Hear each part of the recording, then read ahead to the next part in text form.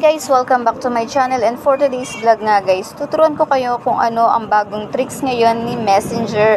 So may bagong update si Messenger at baka hindi nyo pa to alam, kaya ituturo ko sa inyo. So ang gawin nyo guys, punta muna kayo sa Play Store. Baka kasi hindi pa naka-update yung Messenger nyo, i-update nyo muna.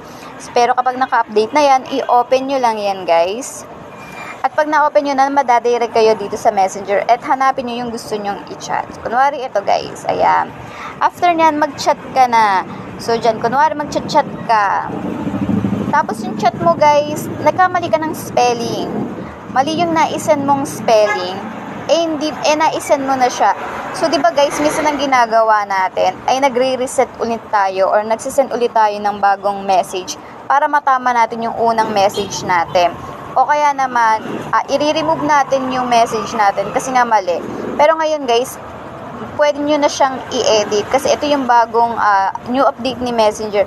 Pwede nyo nang i-edit yan. So, paano i-edit yan? I-click nyo lang guys yung chat nyo na mali. Hold nyo lang yan, i-click nyo lang ng matagal and then lalabas yung more sa ilalim. Click nyo lang yung more at lalabas na dyan yung edit. O diba? Super simple na ngayon. Dati magre-resend ka pa. Ngayon pwede mo nang i-edit kung ano yung maling chat na na-i-chat mo. O diba?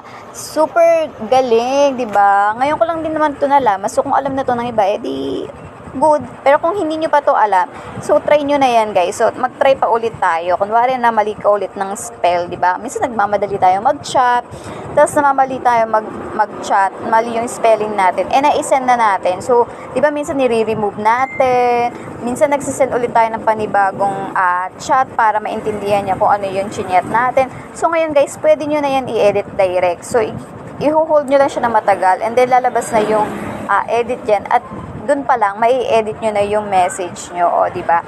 So, yun nga lang, guys, makikita nung kachat nyo na in-edit nyo yung message niya kasi nag-a-appear yung edited na nakalagay. So, okay lang naman yun.